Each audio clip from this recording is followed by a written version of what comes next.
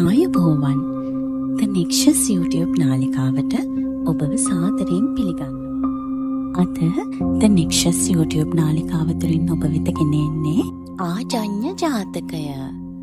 දිනක් ශ්‍රද්ධාවෙන් පැවිදි වූ භික්ෂුවකට ධර්මයේ හැසිරෙන්න වීරිය නොමැති වී ගිය පසු අනෙත් භික්ෂූන් වහන්සේලා මේ භික්ෂූන් වහන්සේව භාග්‍යවතුන් වහන්සේ වෙත ගෙන ගියා. එවිට මහා කාරුණික බුදුරජාණන් වහන්සේ අතීතයේ හිටපු නුවණැත්තන් ඉතා අපහසු අවස්ථාවලදී පවා සතුරන්ගෙන් දරුණු ප්‍රහාරයන්ට ලක්ව සිටියදී උත්සාහය අත්හලේ නැහැ යැයි දේශනා කළ වදාලා. එවිට භික්ෂූන් වහන්සේලා ස්වාමීනී භාග්‍යවතුන් වහන්ස අපට ඒ අතීත කතාව දේශනා කරන සීක්වා කියා තිලෝකුරු බුදුපියාණන් වහන්සේගෙන් ඉල්ලා සිටියා. ඒ අවස්ථාවේදී භාග්‍යවතුන් වහන්සේ මේ ආජඤ්‍ය ජාතකය දේශනා කර වදාලා. අතීතයේ බරණැස් නුවර බ්‍රහ්මදත්ත නම් රජෙකු රාජ්‍ය කරන සමයේ මේ බරණැස් නගරය ඉතාම සමෘද්ධිමත් නගරයක් වූවා. මේ ශාස්ත්‍රීයත්වය නිසාම සතුරු රජවරු 7 දෙනෙකු විසින් මේ රාජ්‍ය වට කළා. මේ වේලෙහි බරණැස් රජතුමා අමාත්‍ය මණ්ඩලය රැස්කොට ගත යුතු පියවර සම්බන්ධයෙන් සාකච්ඡා කළා. එවිට මේ අමාත්‍යවරුන් කියා සිටියා, දේවයන් වහන්ස රථයේ සිටම යුද්ධ කළ හැකි ඉතාම දක්ෂ යෝධයෙක් සහ ඊටම සරිලන අජානීය අශ්වයන් 2 දෙනෙක් අපට සිටී. මේ නිසා අපට බියවීමට කිසිදු හේතුවක් නැහැ. ඒ නිසා මුලින්ම අප මේ අයව යුද්ධයට පිටත් කර යවමුයි සියල්ලන්ම කතා කරගත්තා.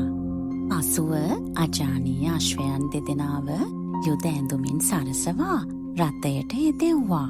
මහා යෝධයාද සියලු අවි ආයුධ වලින් සන්නද්ධව රථයට නැග්ගා. ඉන්පසු මේ තිදෙනාම එකතු වී එක් බලකොටුවට කඩා පැන සියලුම බලකොටු පරාජයට පත් කළා.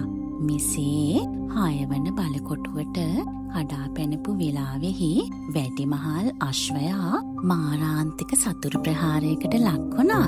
ඉතින් මේ අශ්වයාගේ ලී වැగిරෙද්දිත් රථය ප්‍රමාද කළේ නම් නැහැ. රජමාලිගාවේ මිදුලටම පැමිණියා. එවිට යෝධයා වහාම අශ්වයාව රථයෙන් ලෙහා මේ වැඩිමල් අශ්වයාව වෙලා තිබුණ සන්නාහය බුරුල් කර හිමින් හාන්සි කෙරෙව්වා. මේ දුටු සේවකයෙක් දුව ගොස් අශ්වගාලෙන් වෙනත් අශ්වයෙකුව රැගෙන වෙත් ඒ අශ්වයාව සැරසීමට පටන් ගත්තා. මෙසේ මේ අනෙක් අශ්වයාව සටන් කිරීමට සරසද්දී දරුණු තුවාල ලැබූ බෝසත් අශ්වයා දැස් විවර කර බැලුවා. බලා මෙසේ සිතුවා, මේ අවස්ථාවේදී මේ අශ්වයාව යෙදෙව්වොත් අප හැමෝම පරදීවි. එසේම රජතුමාටද යටත් වීමට සිදු වේවි. මෙසේ සිතූ මේ බෝසත් අජානීය අශ්වයා යෝධයාව කැඳවා වැතිරීගෙනම මේ ගාථාව කියා සිටියා. කොයි මොහොතේ කොතැනක සිටියත් බලකොටුවක් මැදින් ගියත් සතුරු පහර කෑ විටත් නැතත් අජානීය අසුමයි දිනවන්නේ.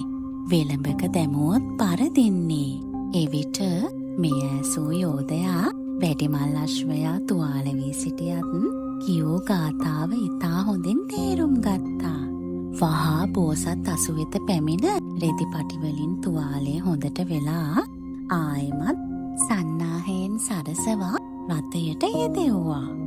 සිතට ධෛර්යයගත් බෝසත් අශ්වයා වේදනාව මැඩගෙන යුද්ධ කර 7 වෙනි බලකොටුවත් බින්දා.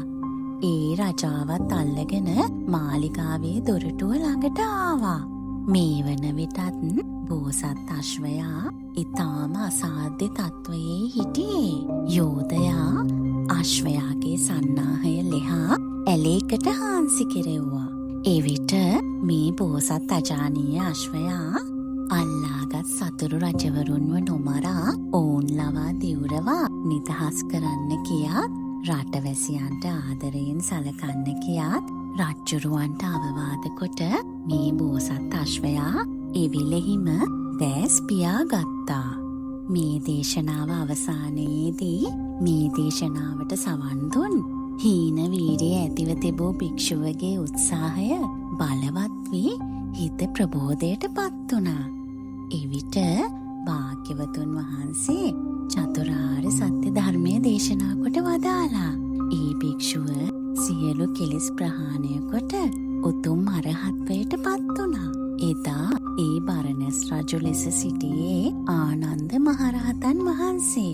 ඒ වගේම ඒ වැඩිමල් අජානීය අශ්වයා තමයි තිලෝගුරු සම්මා සම්බුදු පියාණන් වහන්සේ. මෙවැනි තවත් ජාතක දේශනා නැරඹීමට The Nexus YouTube නාලිකාව සබ්ස්ක්‍රයිබ් කරන්න. ඔබට තෙරුවන් සරණයි.